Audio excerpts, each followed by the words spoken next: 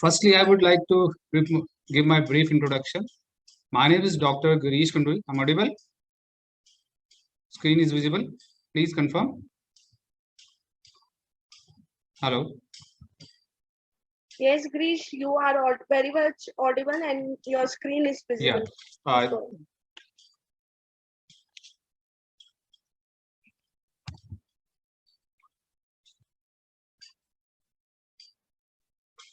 First of all, I would like to give my brief introduction. My name is Dr. Girish Khanduri. I'm presently working as a state senior consultant with the Indian Council of Forestry Research and Education as a procurement consultant with them. Since I have been working in this office for the last 2 years. Before that, I have worked with the National Health Mission. This is a technical agency of Government of India. And so I've been privileged to get some of the important programs, national program like National Free Drug Services, National Diagnostic Services. Apart from that, I have operated certain online programs that was drug and vaccine distribution management system and health management information system and mother and child tracking system. Apart from that, I was looking after quality services in health department. So these are the protocols. I'll go directly now. So we'll talk about. Just hold on, please.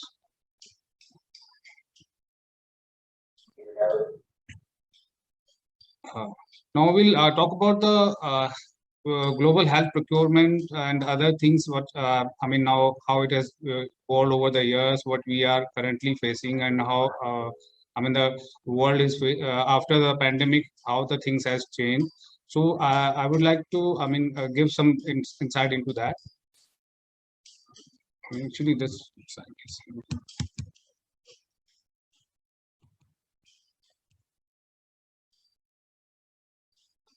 yeah.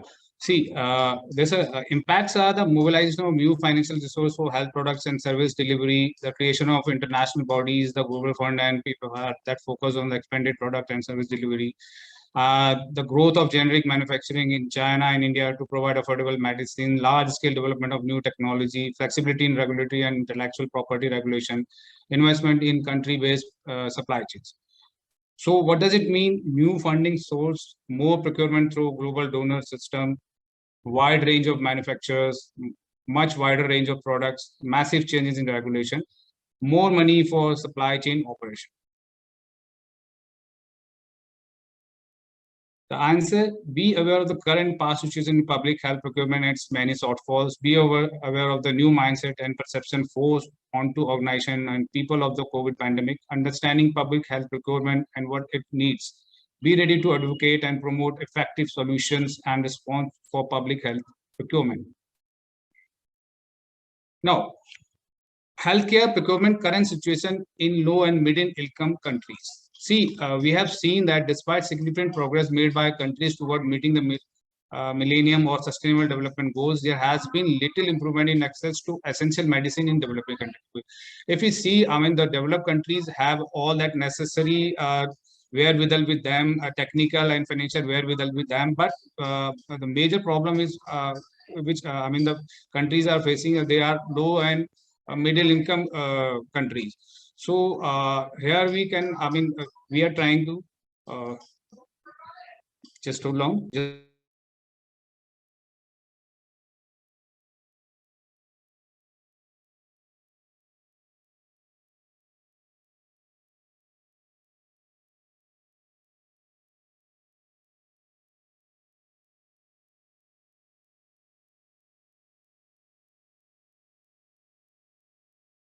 Sorry, I apologize. Actually, there was some disturbance.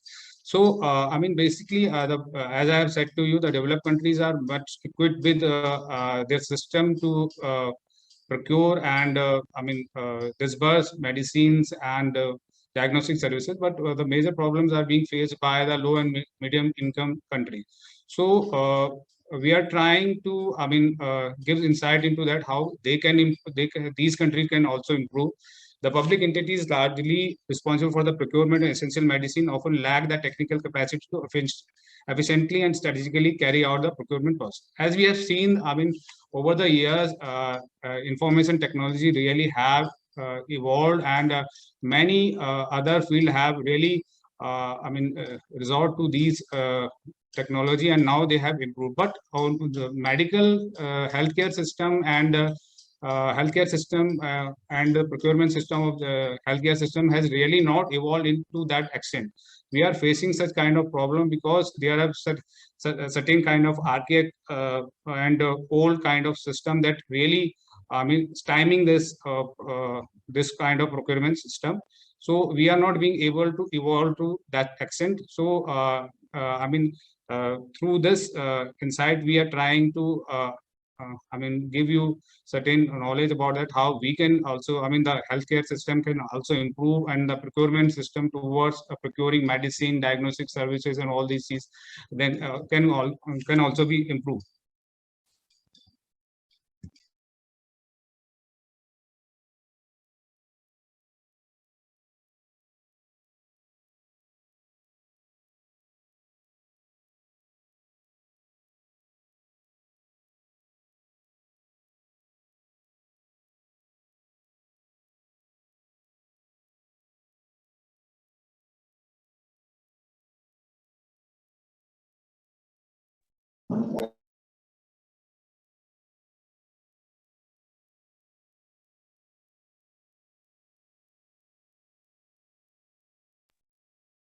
Hi, Grish, you're on mute. I hope everything is okay with you.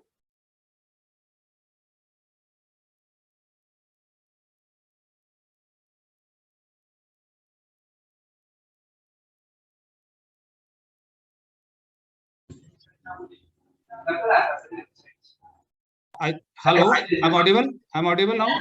Yes, you are audible. You are on mute. Okay. There might be some technical. As I've already, so I'll start from here. I have to again go back. You can start from where you were. I mean, yeah. What I'm telling you, I'm actually the current situation. If we see the procurement efficiency, as I've already told you, the developed countries have their strong inbuilt system that they are procuring their drugs and diagnosis services to in a optimum level with an efficient manner. But as we see and as we see the low and middle income countries, they are facing certain kind of problem. They are not having a efficient system to procure medicine, medicine and diagnostic. So key insight is that in low and middle income countries, prices for basic generic medicine can vary and far exceed wealthy countries' prices.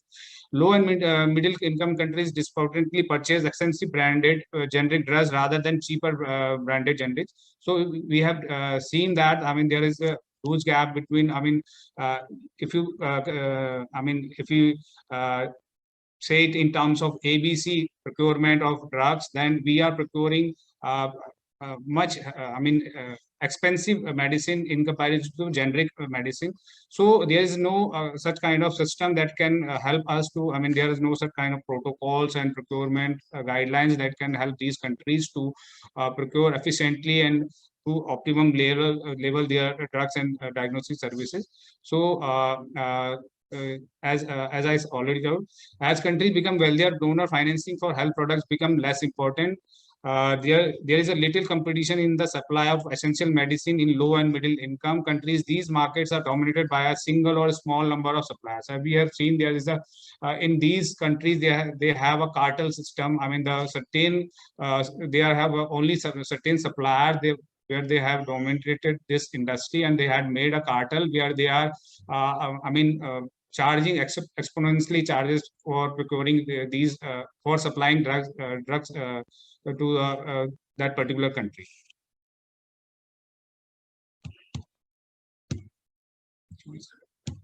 Yeah. What is the problem? Part 1. See, institutional, administrative, and legal barriers such as onerous registration process, inefficient local purchasing preference, and legal structure against more effective procurement modalities, which artificially constrain competition, raise transaction costs, and inflate prices. See, we have, as I've already said to you, there's a old-fashioned and archaic system that somehow stymie this process, so we are not being able to procure drug as it is as being procured in developed countries. So behind these, we can cite these are the barriers which I have already told you: institutional, administrative, and legal barriers. And inefficient product selection, which directly affect what is the purchase and can thus lead to inefficient use of scarce budgetary resources for health.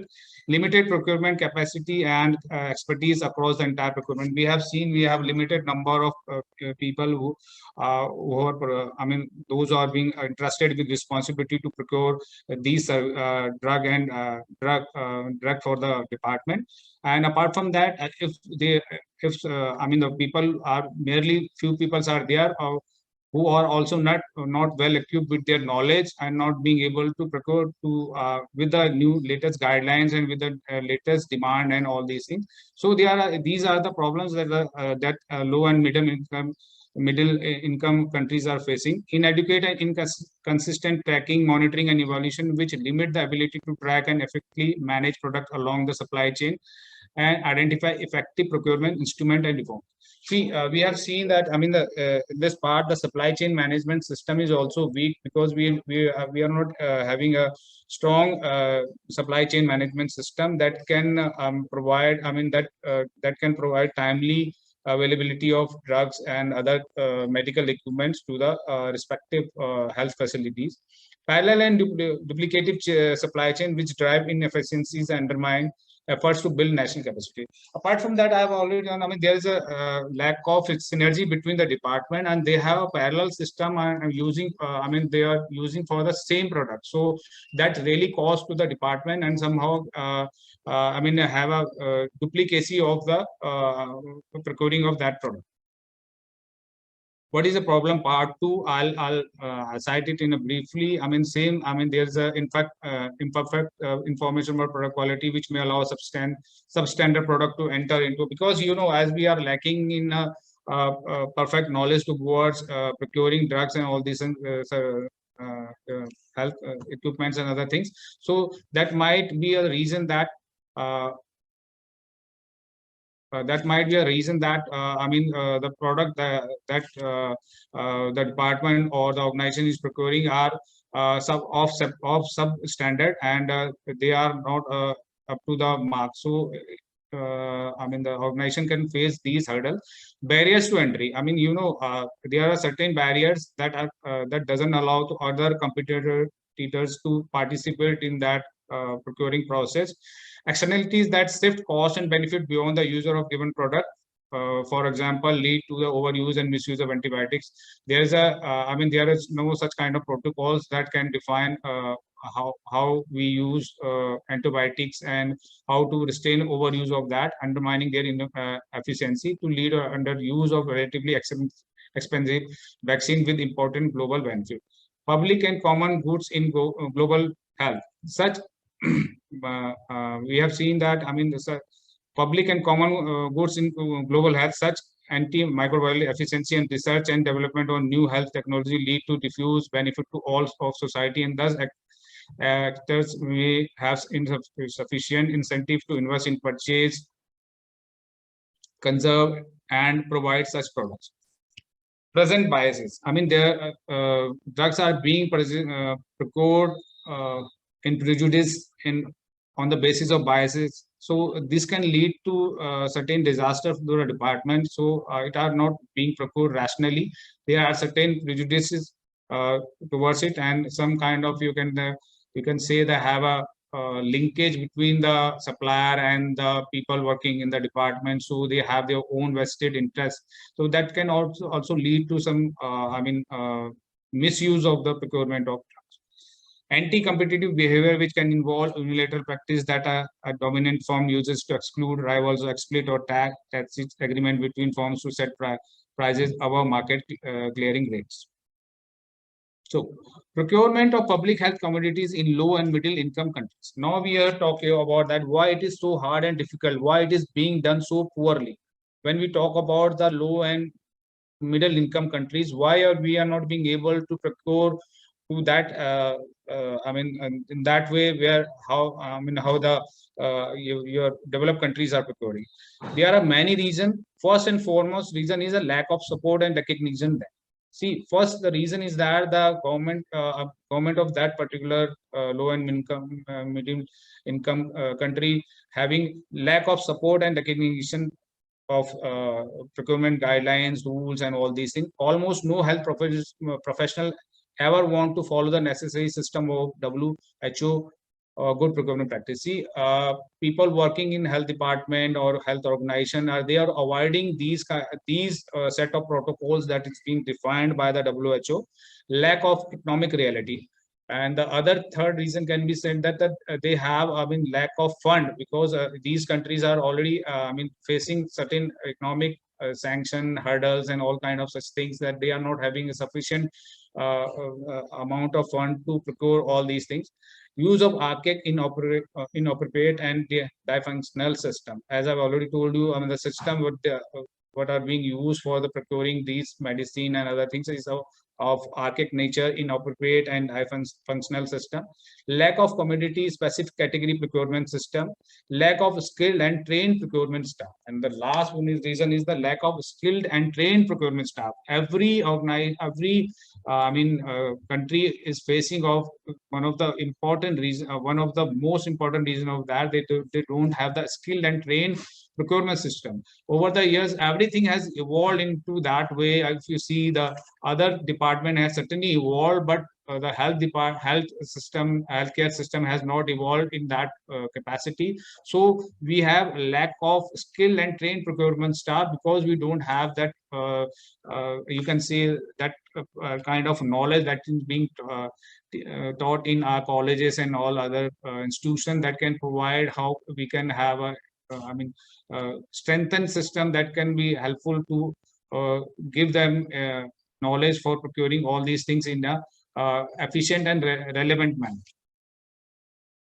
Lack of recognition. So one of the important reasons is that procurement is not only essential to the mission of global health entities like the Global Fund, Gavi, UNICEF, INFAC, but it also represents big money. In case of Global Fund, health product procurement accounts for 2 billion per year. So yes, despite its importance, procurement is an underappreciated health system function. As I already told you that it is underappreciated health system function. Today, procurement systems are hobbled by inefficiency that leaves some of the poorest countries paying some of the highest drug prices in the world. As I have already told you, these countries are paying heavy prices for some of the lowest drug products. So existing government policies, rules, and regulation, as we said that our government has not made certain kind of evolvement and development to in framing their policies of procurement towards drug and other services. Rules and regulations for procurement as well as institutional structure are frequently inadequate and sometimes hinder overall efficiency in responding to the modern pharmaceuticals market. As the pharmaceutical industries, private industries have evolved, government departments are not really evolved to vis-a-vis to their performance. So we can say that, I mean, still there is a huge gap between what kind of products are available in the market and what kind of products are government are procuring. Even if appropriate policy and procedure are in place, lack of properly trained staff in key position can doom any procurement system to failure. Again, I am citing that the important reason for important reason for not procuring proper drugs and drug product is that we are lacking skill and trained person in our organization that can really have a big disaster that can really lead to a big disaster towards inefficiency of health services. Lack of support. Efficient procurement is even more complicated to achieve in the absence of supportive national and international public health policies, such as those involving commodity financing, global trade and patent protection issues, and the decentralization of health services. National essential medicine policies and the enforcement of laws and regulations that support transparency and accountability. Within this context, the procurement of pharmaceuticals by and for public sector health programs has become an inherently complex process that involves the coordination of numerous government agencies, international funding sources, suppliers, and manufacturers.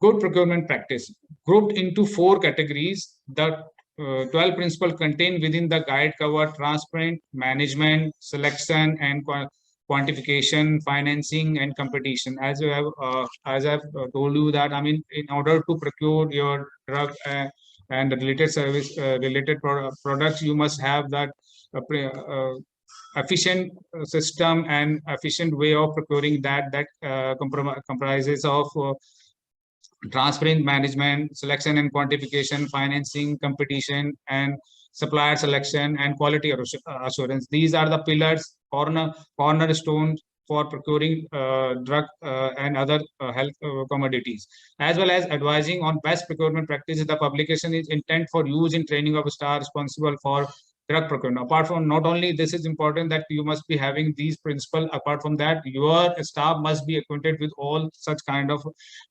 latest and contemporary knowledge, so that they can be able to procure drug servicing drug product to their optimum utilization. The guide is produced by the Interagency Pharmaceuticals Coordination Group, which consists of the Pharmaceuticals Advisor of the United Nations Industrial, Cultural, and Education Fund, the UN Fund for Population Activities, the World Bank, and the WHO. GPP. See, GPP is very important, good pharmaceuticals procurement practice that is being not adopted by any low and medium income countries. So it is not, because the reason is being that it's not taught at most pharmacy schools. What we are teaching at pharmacy school, the GPP is not being taught over there. It is not taught at any medical nursing school. It is not taught at many management schools. I mean, though we are providing the much highly skilled type of degrees like MSc in pharmacy and all these things, but still, I mean, they are not the subject being taught over there is not of in a contemporary manner. I mean, they are lacking certain kind of guidelines. They are being not taught over there the good pharmaceuticals procurement practice. That's really hindering the. I mean, you can say that really stymieing the process, stymieing that objective of the government to provide affordable and accessible drugs commodities to their people. Archaic procurement system. See, here I can cite you that we have already a very archaic procurement system where we are procuring drugs in a manual way. Here in India, I can tell you, I mean, before we have launched a drug and diagnostic management system, the procurement was based on the manual I mean, a manual demand where the facility was asked to provide their demand, and it was based on the last year data where they exceeded by 10 or 5% margin, and accordingly the department procure all these things. But what we have seen over the last few years, I mean, now the government has adopted this kind of IT-based naval system where the drugs being procured through the drug and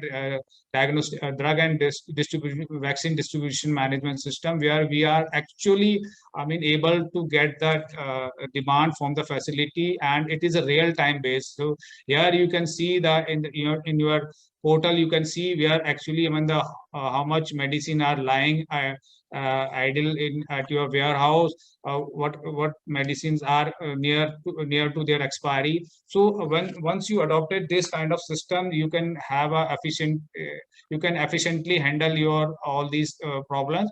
So here I am citing that there is still low and middle income countries are using the archaic procurement system. They are not resort to the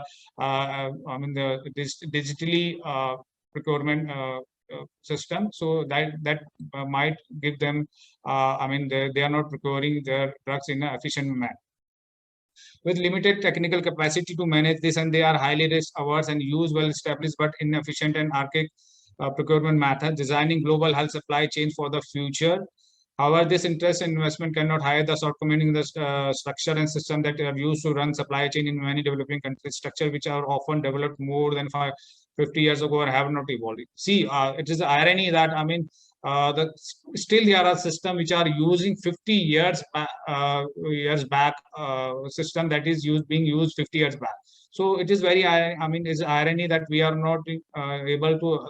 Everything has been evolved over the years in the era, but still certain lower and middle income countries are using old fashioned system against their procurement of drugs. Archaic or inappropriate. You can say if you use the term archaic, that might imply that the system once good but have just become old fashioned. So archaic can be defined as that system was, though it was very good in the earlier time now, but it is not efficient nowadays, because it is not having a efficiency in that manner which is needed at the need of the need of the hour. So, we can say that just become old-fashioned. Negatively, that is often not the case. Many have never been appropriate. Many of the current procurement regulations are legacy from colonial days. See, we are still seeing that many of the system have still using the colonial days, when there was a typical system or used for procuring drugs in a manual way. They were designed for use in high income countries with high spending levels, using a huge cadre for low paid but highly skilled and specially trained staff, often from the armed forces. This was a shocking revelation of revelation of these reasons. So it is again. I won't take much of time of this, because I have already told all these things to you. I'll skip to the next slide. Commodity specific procurement. See, procurement cannot be in health system. Procurement cannot be done in a, you can say in a one go or in a blanket way. It is being defined in a way that everything cannot be procured in a blanket way. You have to procure things in that manner, according to their quantity, according to their quantum, and according to your need. Different health commodities require different procurement approaches. Buying an X-ray machine is not the same as an aspirin. So you cannot procure X-ray in the same manner as you are procuring aspirin medicine. So yet most countries have neither a policy or manual for different procurements, even though full guidance document exists. See, because we are having a cumbersome type of document that are not having clear. They are not properly articulated. So we are facing such kind of problem. We are not being able, where we cannot refer for procuring drugs and other services. So that's the reason. Yet most countries have neither a policy manual for different procurement, even though full guidance document exists. Commodity specific. What does this mean? Your country probably already has a national procurement policy and manual, but does it have sections version appropriate for medical equipment? Every country have their own policies, and every country have all their procurement policies and other things, but they still are not able to adopt that, because they have certain kind of problem existing in that existing policy. So we can say that if I tell you about my country, where we have a EDL, essential drug list, essential drug list, where we procure drug according to the these essentially approved drug list. So most of the countries have their own have their own policies. So, but still they are not being able to procure to that extent which is needed for the as per the demand. Does the manual confer to donor rules for procurement? Does the manual contains alternative procurement mechanism? Because the manual I can say that does the manual conform to the donor rules for procurement? Does the manual contains alternative procurement mechanism? If we are not being able to procure in that manner, does we have an alternative plan? Suppose we are procuring in a plan A, does we have a plan B if it is not being procured in that manner? So every countries are facing such constraint, though. That's why we are not being able to procure drug in that.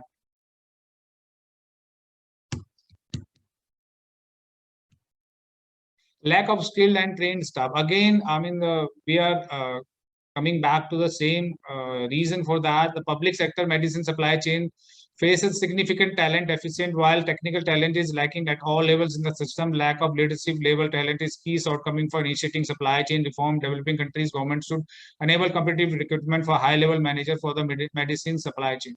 I mean, the most of country now are after the pandemic, they have realized that, I mean, in order to, because in the pandemic time, your whole health edifice has been collapsed. So reason being that because you are not have the kind of protocols, you are not having the efficient people and efficient I mean the staff to tackle that emergency services. Now government all across the globe have realized that they are properly articulated their policies and all these things. So it might I mean possible in coming year we will be having all across, I mean these low and income countries must be having their efficient and properly articulated health care policies for drugs and other things. So in the meantime, I just want to tell, because most of the people, most of these countries are not having the efficient staff to tackle these issues, though when they are being qualified as a pharmaceuticals, have done their post graduation and graduation in medicine and all this, but they are still lacking certain contemporary knowledge which is essential for the to tackle the current scenario. For trained supply chain professionals, salaries in the public sector are generally lower as compared to the commercial sector. One of the second reason is that, I mean, the people who are having a good kind of knowledge and who have gained this kind of knowledge, that they are not serving in government department. Reason is being that the government is paying very less amount to vis-a-vis to their counterpart who have having getting good salary at working in private sector. This is the reason, I mean, we are there is a dearth of these technical people in government organized. See, one of the major challenges in health supply chain is the lack of human resource capacity. As I already said that, I mean, if you see that there is a huge gap between the people required HR capacity. If you see that this, I mean, we require this one available is this middle one, and among the available staff, the only few people are well trained and who can, I mean, deliver to expected level. To address skill shortage in the logistics sector, training is needed that can be implemented even on tight budgets and low maturity levels in the educational and logistics sector. See, we have, we have really, it is need of the hour that government have to make their policy in that way that though they have a tight budget, they have the low budget, but they must, mark certain budget for their highly skilled people and staff so that they can pay them, amount according to their efficiency, according to their skillness. So it is needed that, I mean, if a country want to have a efficient procurement, then they must be having a skilled staff to against their against their procurement system.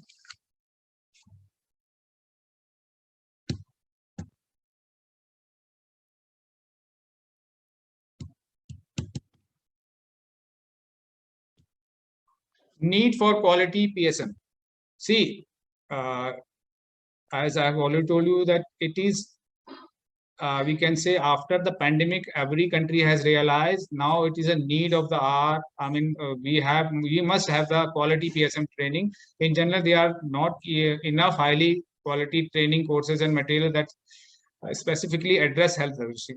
Though we are saying about that, we must be having all trained staff, skilled staff, but still, if you see that, how can you train these people? How can you make them efficient, resilient towards the, towards the demand and towards the, what we have seen in the pandemic? Because we are not having a institution, university that can provide a related course that can, strengthen their capacity, empower them to face in such a difficult time. So we must be having an institution and other university that can provide a relevant course to the need of the department. Too often materials are not standardized, are not based on adult learning principle, and do not follow competency based methodology. We have seen, as I've already told, everybody has read their book. I mean, in pharmaceuticals, many people have done their graduation, post graduation in pharmacy, medicine, and all this, but still I mean, the issues are not relevant to contemporary time.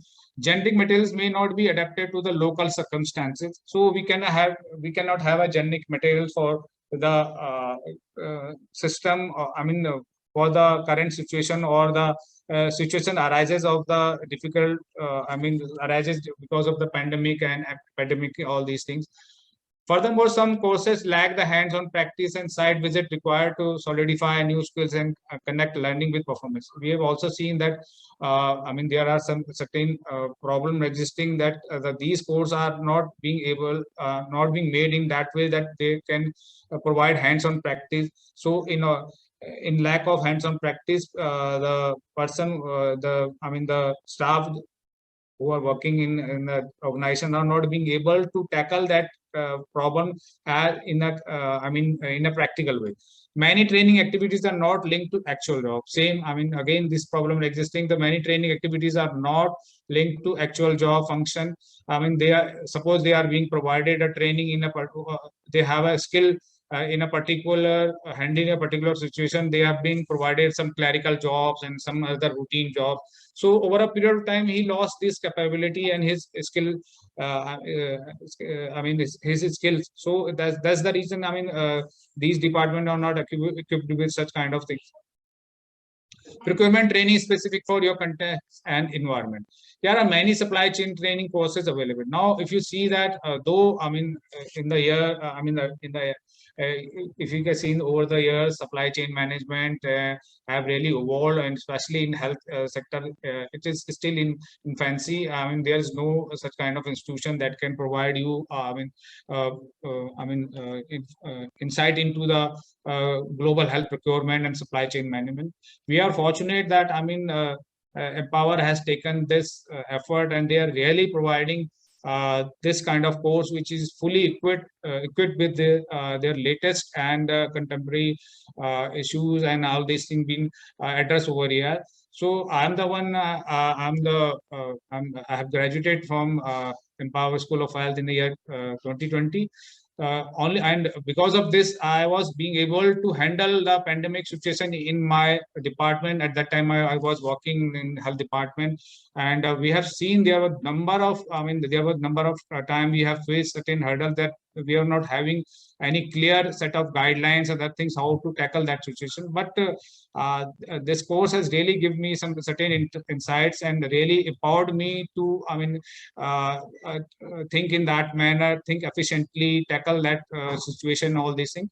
It is my practical experience. I'm not trying to, influence anybody, and I'm not trying to, not giving any empirical evidence for that, but I am the one who has done all these things, and I'm really thankful to Empower that. If I would not having that kind of knowledge, so certainly, though I might be able to handle that situation, but not to that efficient level. So here I can tell you that this ePGD is a course that is fully equipped with the the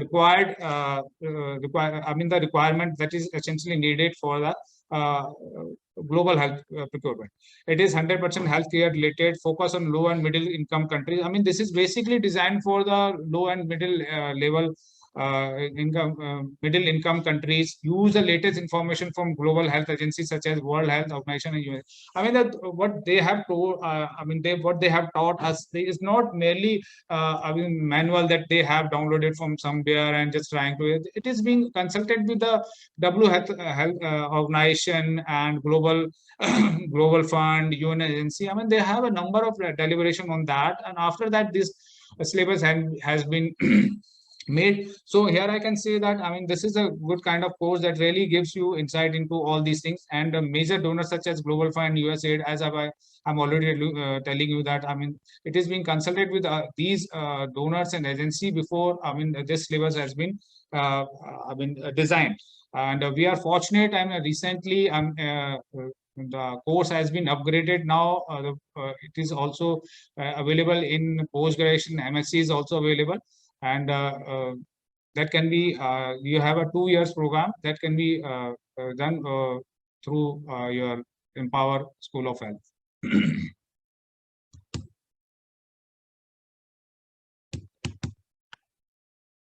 I'm facing some technical issue. My slide is not going. Yeah, caution. So what I'm trying to tell you, I mean that I'm not saying that you just throw your existing procurement system and just adhere to the new one. See, you must be have a transitory phase where you can adopt new things in a more efficient way, adopting, I mean, learning from your basic procurement process. So having described all these problems, it might sound like I'm advocating for scrapping all your current procurement procedure. I am not. WHO GPP is still fully relevant, still applies, and it is still needed. So, I mean, here I'm advocating about the GPP. I'm not saying that you just throw your old system and stick to this immediately overnight. I'm not saying that. You must, I mean, learn new type of procurement technicalities and all those things, so that if you are working in a health department, organization, and any other in any other capacity, then you must be having that sound knowledge, which is essentially needed at this juncture. I'm advocating, and most donors are now pushing for the way in which the healthcare procurement procedure and especially GPP is applied, and what will be described in part 2. Here I can set aside you. Hello. I request you please mute your.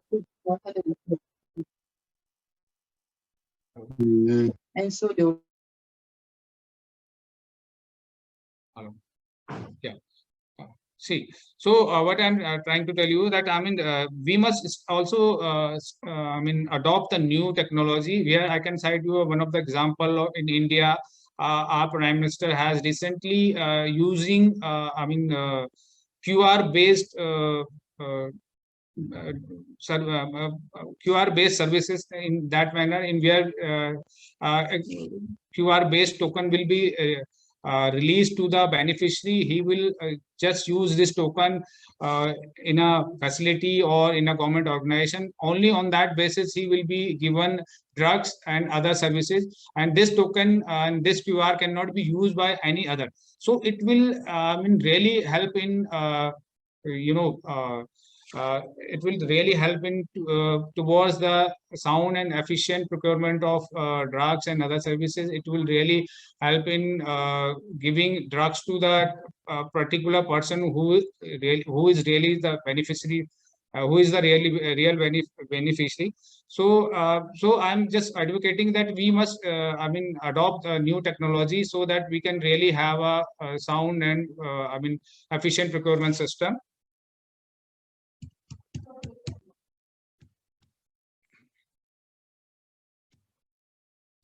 So now comes the question and answer. So if you have any question and answer, you can ask so that we can be taken or move forward accordingly.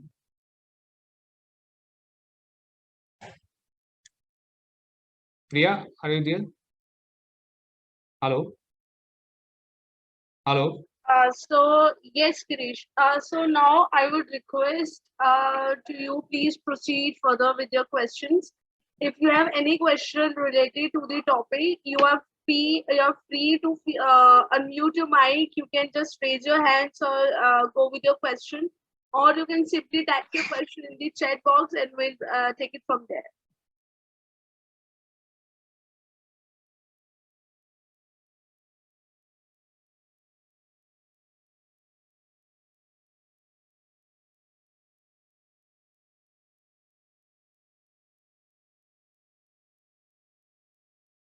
Please unmute yourself if you have any questions related to the PPT or the topic.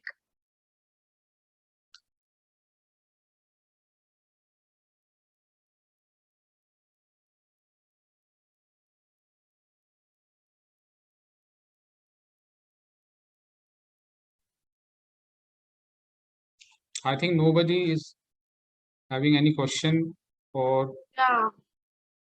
So then, Grish, I would suggest you to proceed further, and if there is any question, people can just drop the question in the chat box, and you can take it from there. Yes, yes. Okay. Okay. Shall I move forward? Please. Yeah, I guess you must move forward. Okay, okay. So, see, what we are talking about earlier, that COVID has really changed the way we are thinking, the way we were procuring drugs and other health commodities. Now, there's a paradigm shift in that way. I mean, it has changed the mindset. Supply chain is now far more recognized. Procurement security is far more recognized. Need for training PSM staff is now far more recognized. As I already told you about that, the now government has realized that their system health advice is not sufficient to cater all emergency services and emergency type of things in that way, as the pandemic has really you can say that it has devastated that whole health advice system. So now we can say that the COVID has really changed the thinking towards procurement of drugs and health commodities. Assessment of assessment Assessment of overall impacts. COVID-19 has resulted in major supply chain disruption with substantial impact on inventory management. Supply chain managers at different levels have found it difficult to maintain sufficient level of inventory and avoid stockouts. The short-term effect of COVID-19 on global healthcare supply chains have been severe. Factory and borders closure, transportation disruption, shifting demand and practice increases. The pandemic disrupted upstream supply of API, active pharmaceuticals ingredients from China, and the manufacture of finished products in India. However, the impact was short-lived, and the manufacturer recovered very quickly. 17 drugs examined showed price increase and volume.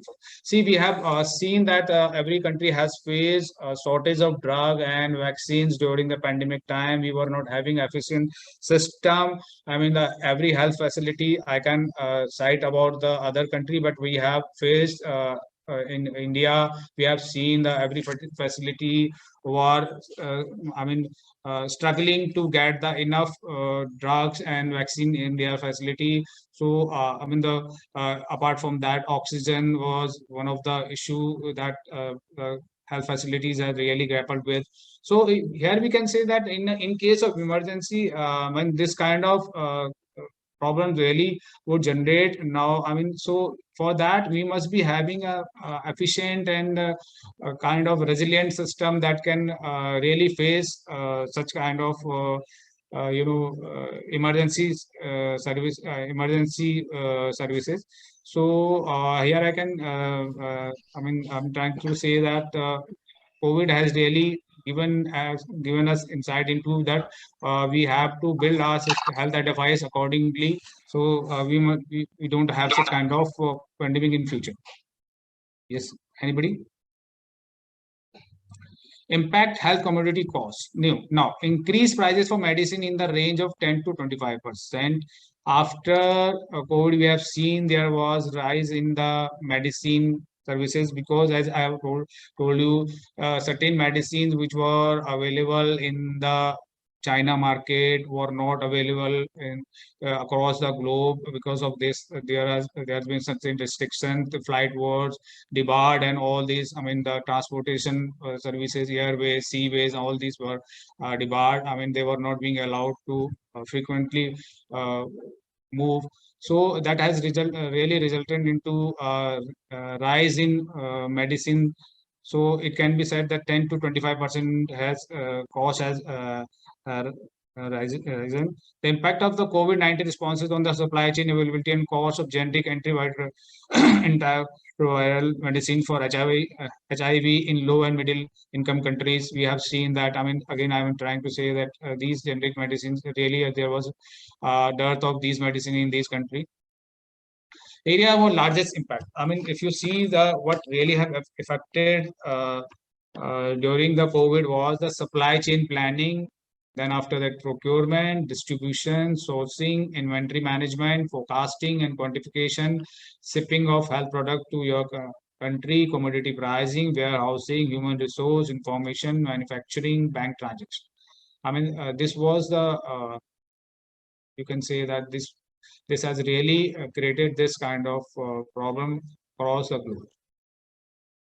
Prediction of long-term impacts. See, long-term, if you see the prediction of long-term impacts, market disruption. Some of the short-term disruption will last. Smaller company, including LMIC, may go out of business. See, what we are seeing, the disruption will certainly would be can be beneficial for the large company and well-established company, and might weed out smaller companies from the market because they will not be able to sustain in that manner. Supply diversification and onshoring. The importance of both national security and health reason for having flexible supply chain that are not very overly dependent on single source. See, what we have seen in the pandemic era, in the pandemic time, that our huge dependency on China and any other countries really had created this mess. Because of that, this now countries have realized that they must have also their alternative system, so that in case of emergency they are not being able to, and they are not looking for some medicine and other things from the other countries. Technology COVID will likely charge the trend in increased technology adoption for supply chains, particularly to enhance visibility.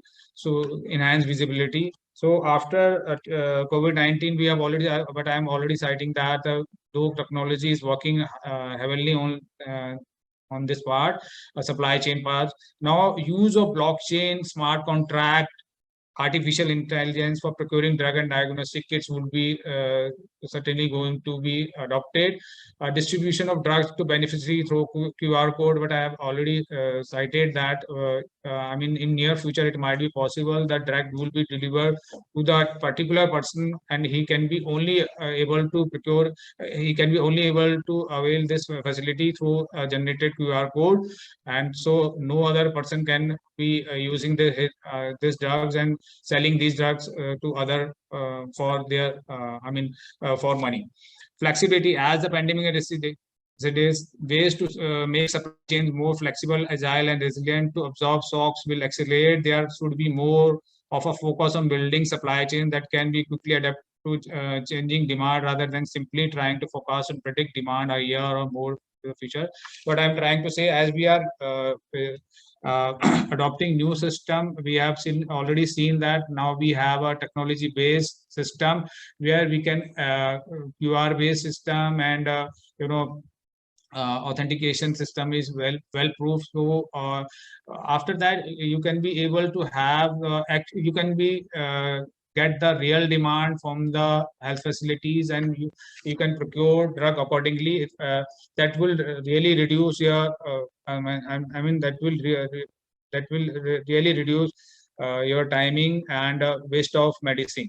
Investment. One of the outcome of HIV was increased investment in LMIC supply chains. While the hope is that COVID-19 will increase recognition of the importance of strong healthcare supply chains with commensurate investment. As I have already told you, that now everybody has, realized the need of the are now they are recognizing that supply chain is the important component if you want to have to build a strong health enterprise. So now these countries are also adopting certain kind of you can say that they are now adopting these kinds of policies and other things, so that they must be having a strong supply chain management in their organization. Efficiency, resilience, balance. See, efficiency, resilience, balance. So it can be said that efficient, non-resilient system, centralized mass production plus long supply chain. If we see efficient, non-resilient system, we can say that it can be have centralized mass production and long supply chain. Whereas the efficient resilient system must be a decentralized household and community production, trade and network collaboration. See, if you have a centralized system, then it would take long time to reach. I mean, it will take a long time to avail the benefit, because I mean, the centralized system will take long, supply chain will take long time to make it available to the health facility. But if you have a resilient system, and it will adopt the decentralized way, where you can have a easily availability of drug and other services as and when it needed. Resilient inefficient system, decentralized household production, trade and collaboration. So there is a, I mean, the difference between that. One system is an efficient and resilient system, and other system is resilient inefficient system. So we have to make difference, realize a difference between these two. And classically, greater efficiency leads to less resilient, more fragile, brittle supply chains. Greater efficiency leads to less resilient, more fragile, brittle supply chains.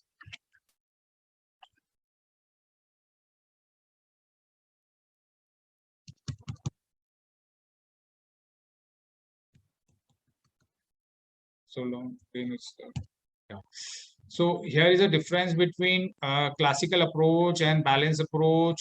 So, as you see, classical approach fast, balanced approach is agile. It's a cheap, it is cost effective, good assured quality. So we must adhere to balanced approach rather than going for the classic approach. It is being very well explained over here.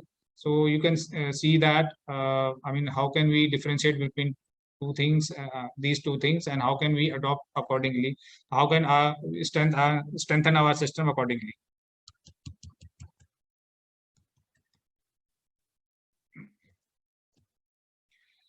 Agility definition and measurement. You can see that, I mean, as I've already told you about that. I mean, if the supply chain agility is usually defined as the ability to respond to anticipated changes. I mean, if you have a good system, so you can respond to that, to unanticipated changes. If you have good agility, then you can respond to unanticipated changes easily, right?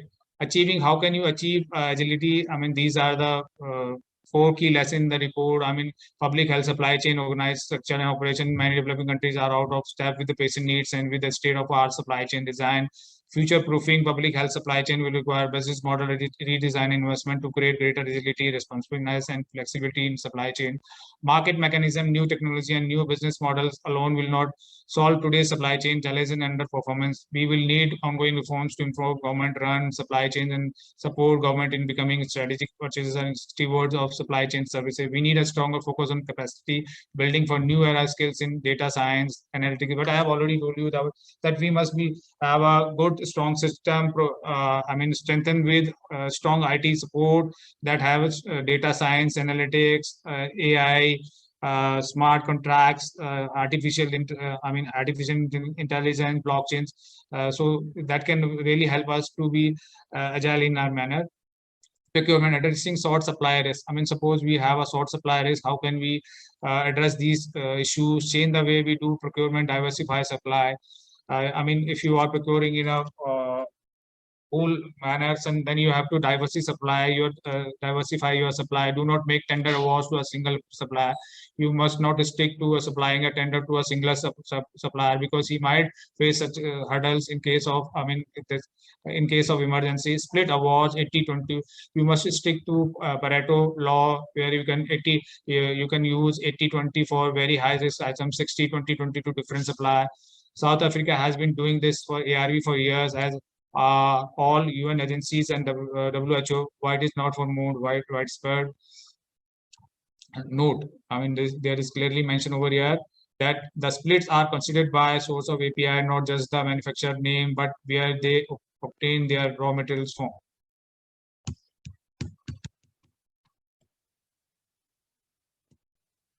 Yeah, impact, increased cost of split awards. See, if we are seeing here the total cost calculated by 124. Their example is being cited over here. How can we get lesson from this?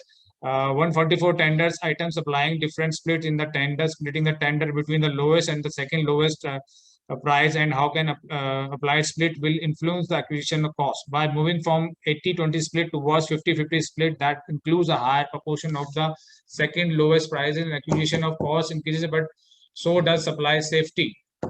More cost effective explained in chapter 4.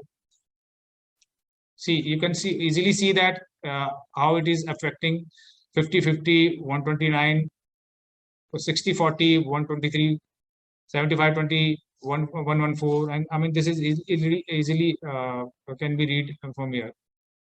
Key points: risk management in healthcare PSM system. So now we'll come to the last one: risk management in the healthcare system.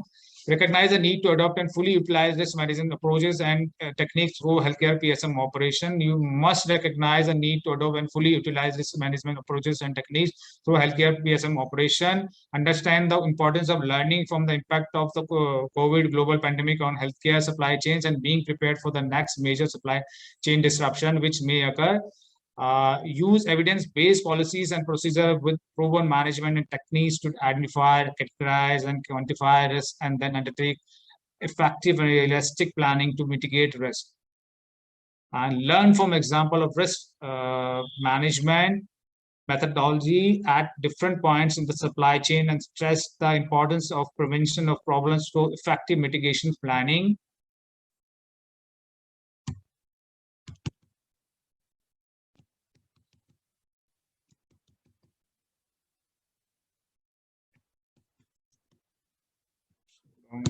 Yeah. A practical example, as I've already cited, under the Pareto principle, 80% of the cost of the medicine will come from 20% of the items. You must be knowing about that. Why I'm tendering every year for the 80% of items that have almost no cost impact. It would not matter if I pay double the price for the aspirin. It is costing me more to undertake the tender process than any possible cost saving which could be achieved from frequent tendering. I should be only tendering for 80% low cost items every year. Then I can focus my procurement efforts on the high cost 20% item. See, you can see from here, I mean, Pareto law has been cited where the tendering bidding is the expenses, the time, the effort, and expenses of answering a tender for a bid estimated at upwards of $15,000 per tender. In addition, shorter and shorter contracts have proven to be too much, and as a result, suppliers are responding to few tenders. In fact, based on the experience, carrier respond to few as 20% of the tender they are inviting to participate. Economic importance, use ABC to focus. What I'm only trying to say, ABC analysis, you must be knowing about that. ABC analysis can be used to identify those medicines that have the greatest budgetary effect if their quality is unacceptable. Separating the vital view from the many Pareto principles. The Pareto principle, also known as the 80-20 rule, the law of the vital few, and the principle of the factors sparsity, state that few for many events, roughly 80% of effects come from 20% of the cause. Value breakdown. It is explained here that group A number of drugs 30% is 8.6. Use and the dollar IDR. This is 3 something, which is valuing 79.9. B is 60. And it is percentage 17, it is value is 15, C is 5%. So, I mean, you can relate to Pareto what been explained in the previous slide. So this is, I mean, very explicitly explained over here. So we must stick to ABC analysis. Key message from COVID. Again, countries reported that vast performance was achieved by using multiple procurement mechanism and multiple source of supply and not relying on a single mechanism. Now we can see that, I mean, you must have a different source of supply and not sticking to a particular single mechanism. Otherwise, you can face, I mean, hurdles in case of emergency. So they must learn it from the COVID time that they must diversify their source of procurement, so that in case of emergency they can procure from alternative sources. The World Bank fast track procurement model. So World Bank has created a fast track model for this. I mean, if somebody want to refer to this, they can have this. I mean, they can write down this URL. They can use these guidelines and other things so that they can be helpful for them. And it is not a mandatory. You do not have to use World Bank funds to follow these procedures. They serve as excellent model. I mean, they are just an excellent model to be referred to. So you can, if you have your own system, you can also use that. But it will be. I mean, it is. I request you please refer to this also so that you can have a good insight into how World Bank is using this procurement. Overall message, there is no one size fit for all procurement system. As I have already told, if you are procuring aspirin, you cannot compare it with the procuring X-ray. You must be having a different procurement system. Healthcare procurement needs to be changed, especially the way it is being implemented. Many procedures, food procurement, fast track procurement, agile procurement, split awards, framework contracts, prime vendor, etc., already in place but are being really used. Time to move away from archaic implementation and into the modern era. This is the last line. You must stick to that. It is now the time. It can be said. It is the need of the hour. We must move from archaic implementation system to the modern era. What is the question? What has it got to do with me? I can't change the procurement policy. Not even you see, every country and the staff might be facing these I mean these problem. I mean, it is not easy to change your procurement rules, your guidelines, or all these things overnight. But you must have the fire in your belly. You must have the passion. You must have the urge to change. Set your mind. You must make understand your seniors, your concerning person, that they must adopt the new system. And apart from that, they must encourage their professional, and they must do the available courses, latest available courses, as I have already cited about the ePGD by Empower School of Health. That is one of the most recognized course being vetted by all that donor agency and other institution, that would really give you insight into the latest trend and latest development. So then only you would be able, in order to make somebody to make somebody understand all these things, you must have that knowledge within you. Until unless you don't have that knowledge, how can you make understand other people that we must stick to it. So I urge all of you that you must be having a kind of knowledge. You must do certain kind of course and other things in order to make your system resilient and efficient, make your procurement system resilient and efficient. But not you can ready to take advantage of change of mindset because of COVID. You can try to change the way in which the procurement is implemented. Well, following all the rules and GPP, you can be ready to use increased funding of supply chain because of COVID. You can spread the message, uh, uh, message on the need for quality health procurement training.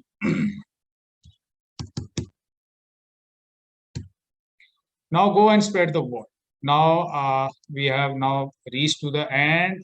Now I can say you have completed module 4 on the procurement. You all know what GPP is.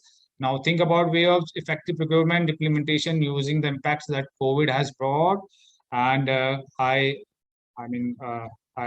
really give my thanks to all of you who have participated to Empower School of Health. They have given me a wonderful opportunity to interact with you people.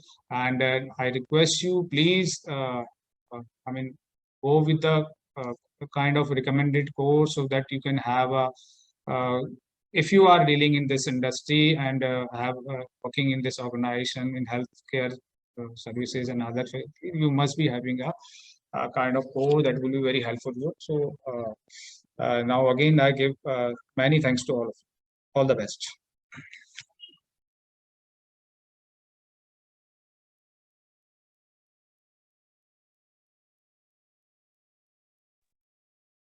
Priya, over to you. Thank you so much, Girish, for such a beautiful session. And we have a couple of questions in the chat box. So I would request you, Girish, if you could answer those questions, please.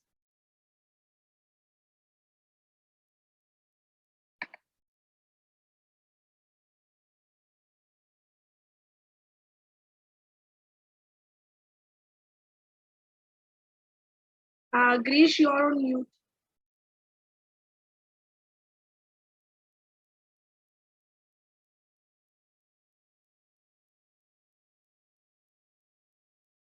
Yeah, I'm seeing. I'll just hold on. There are a question. Yeah, so we have first question for Patrick.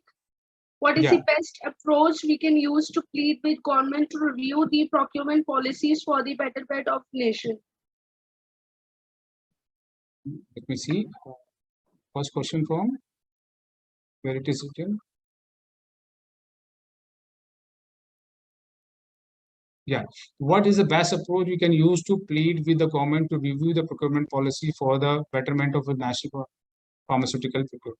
See, I can tell you that what we have seen after pandemic, now approaches of government has really changed. Now it is very easy to make them understand, put forward all the kind of, I mean, what I'm trying to say, you must gather the knowledge and other insightful things. I mean, as I've already telling you, encourage your government and your organization and other concerning I mean, authorities to adapt to the new system. See, we have already inbuilt, we have already a system that is being recognized by WHO. Apart from that, now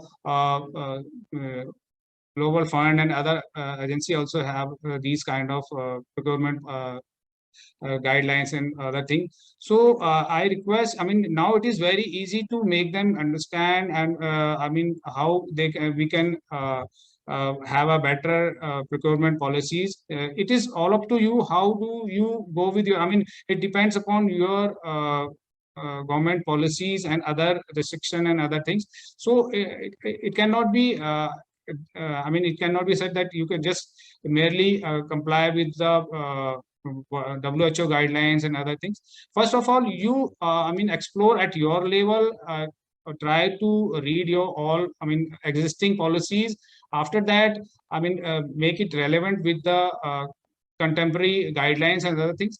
And now, after that, you can approach the concerning authorities and make them understand that no, we are want to, I mean, change this. We want to change our procurement policies and all these things. I think they will really, I mean, appreciate your effort and will adopt a new system for that.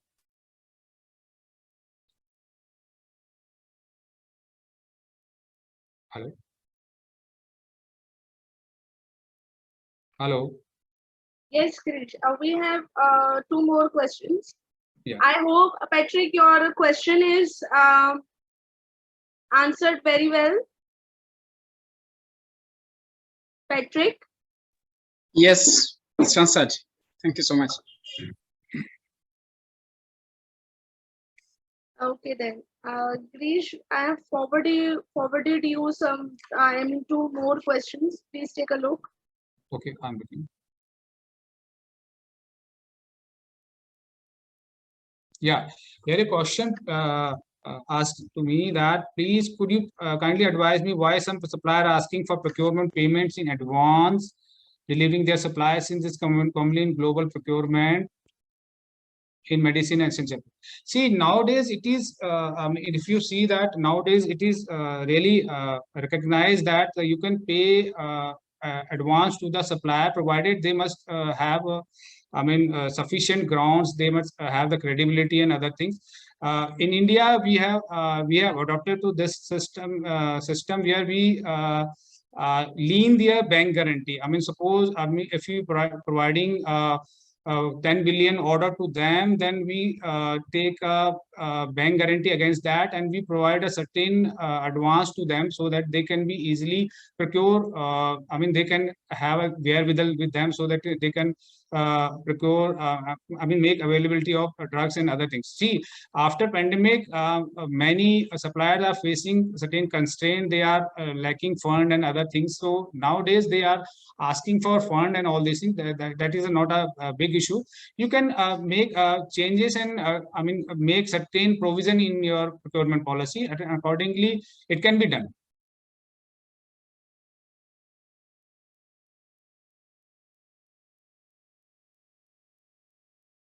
I hope I have addressed that issue. This question was from Lawrence, I guess. Am I right? Yeah. Okay. So Lawrence, I hope your question is well addressed.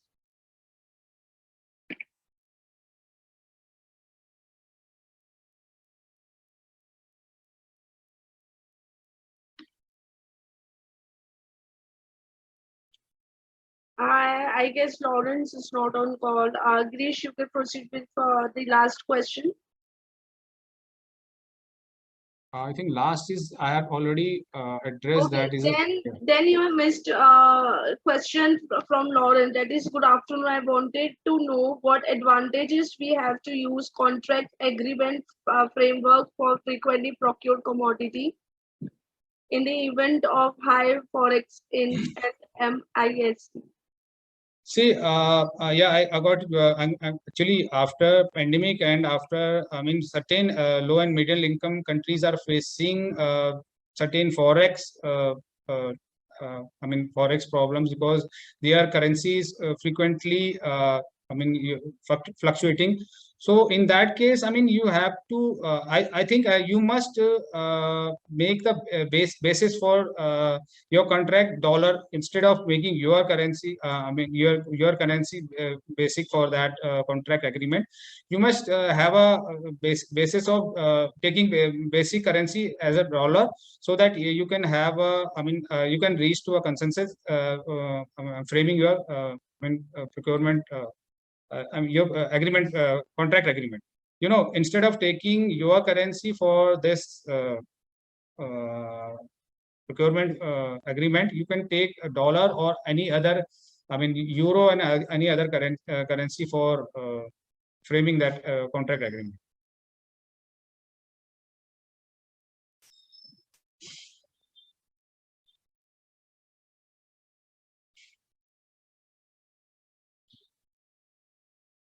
Okay, thank you so much, Girish, for answering those questions. So I hope these questions are addressed well. If you have any further question related to the topic, please feel free to unmute yourself, or you can just drop down the question in the chat box.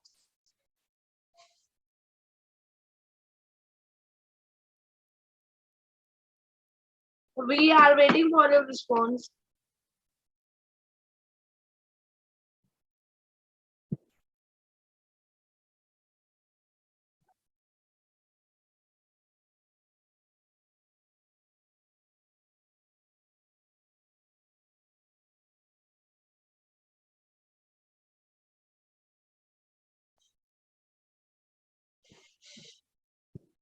Okay, well, I guess, Girish, you did so well in the PPT in this expert session that Yeah, nobody has any further questions relating to the topic. Thank you. Thank you. Yeah. So good to see you. Yeah, so the PPT is already been shared in the chat box, but yes, I will again share it on email plus with the YouTube recording of the session. Also, if you have any question related to any module, please feel free to contact me. And also, thank you so much for joining the session. Allow me to end this session now. Girish, I hope everything is done from your end. We can end this session now. Yeah, I've done. Okay then. Thank Okay, you. so see you Thank all. you. Thank you so much for joining the session. Thank you. So Thank you. much. Thanks a lot. Thanks. Thank you, Girish, once again. Yeah, thank you.